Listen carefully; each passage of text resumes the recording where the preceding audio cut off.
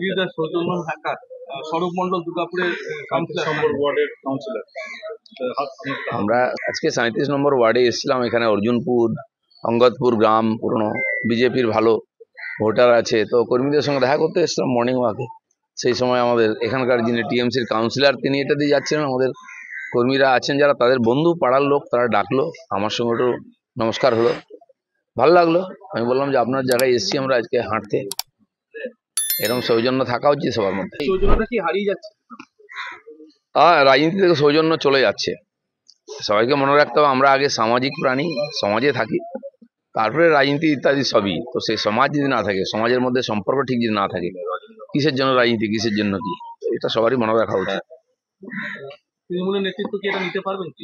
সেটা ওনাদের ব্যাপার, যার হজম হবে না সে হোমিওপ্যাথি গুলি খাবে। আমাদের হজম হয়, আমরা সবার সঙ্গে মিলেমিশে কাজ করি। বাংলাদেশ উত্তাল, সেনাবাহিনী এখনো পর্যন্ত কন্ট্রোল করতে পারছে না, তার আঁচ কি মনে হচ্ছে ভারতে এসে পড়ছে না? বাংলাদেশে যখন এরকম কোনো গন্ডগোল হয় কেউ কন্ট্রোল করার চেষ্টা করে না, হুলিগানদের হাতে চলে যায়।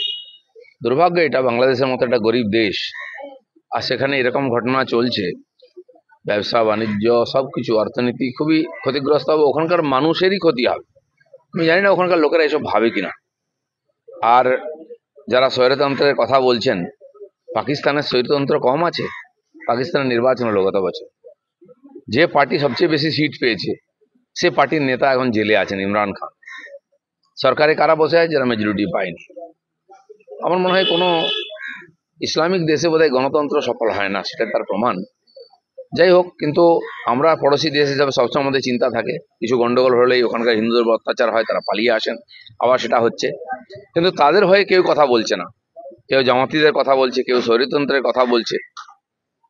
আমার যেটা ধারণা, এই যে যারা সমাজবিরোধী হুলিগান, তারা কারো নয়, নাহলে তারা কি করে পার্লামেন্ট হাউস লুট করতে পারে, কি করে প্রধানমন্ত্রীর বাড়ি লুট করতে পারে? দেশেরই জিনিস। এই ধরনের লোকেরা এখানে সিএ পাস হওয়ার পরে আগুন জ্বালিয়েছিল, বাড়িঘর লুট করেছিল, দোকানপাট জ্বালিয়েছিল, স্টেশন জ্বালিয়েছিল।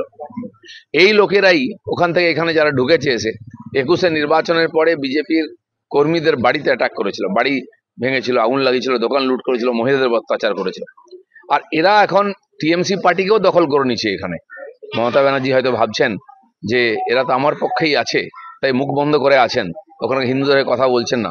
কিন্তু উনি জানেন না, উনি বাঘের পিঠে চড়ে আছেন। যেদিন বাঘের পিঠ থেকে নামবেন, আগে ওনার ঘাড়ে মটকাবে ওরা। যেন এক দিদি গেছেন, আরেক দিদি হয়তো সে রাস্তায় হাঁটছেন, তাদের ভবিষ্যৎটা যেন টিএমসি দেখে রাখে, তারা পশ্চিমবাংলায় কোন দিকে নিয়ে যাচ্ছে, এই আগুন থেকে কেউ বাঁচবে না। ভারত বিরোধী স্লোগান চলছে বাংলাদেশে যারা বাংলাদেশকে পাকিস্তানের অধীনে রাখতে চেয়েছিল, যারা পঞ্চম বাহিনীর কাজ করেছিল, রাজাকারের কাজ করেছিল, পাকিস্তানের দালালি করেছিল, সেই লোকগুলো আজকে দাপিয়ে বেরিয়েছে চীনের, পাকিস্তানের সহযোগিতা নিয়ে। পাকিস্তানের এটা বাংলাদেশের পক্ষেও খারাপ, আমাদের দেশের পক্ষেও খারাপ। সেই জন্য বিশ্ব জনমত যারা দাদাগিরি করেন, যারা বহুদিন বাংলাদেশের নিজের পা শক্ত করার চেষ্টা করেছিলেন, বড় বড় দেশ সেই দেশটাকে লুট করার জন্য, তাদের হয়তো কিছু যাবে আসবে না। কিন্তু এই যে 20-22 কোটি বাঙালি যারা বাংলাদেশে আছেন, তাদের ভবিষ্যৎ অন্ধকার। খালেদা জিয়া আর যাই হোক, হাসিনা এই দেশের অনেক উন্নতি করেছিলেন, বিভিন্ন দেশের সঙ্গে সমঝোতা করে সহযোগিতা নিয়ে সাধারণ মানুষের জীবন স্তরের উন্নতি করেছিলেন। কিন্তু কিছু কট্টর অন্ধবিশ্বাসী লোক, তারা এগুলো চায় না, কারো না কারো হয়ে কাজ করে। তারা যেটা করছে তাতে বাংলাদেশের ভবিষ্যতের পক্ষে খুবই চিন্তাজনক।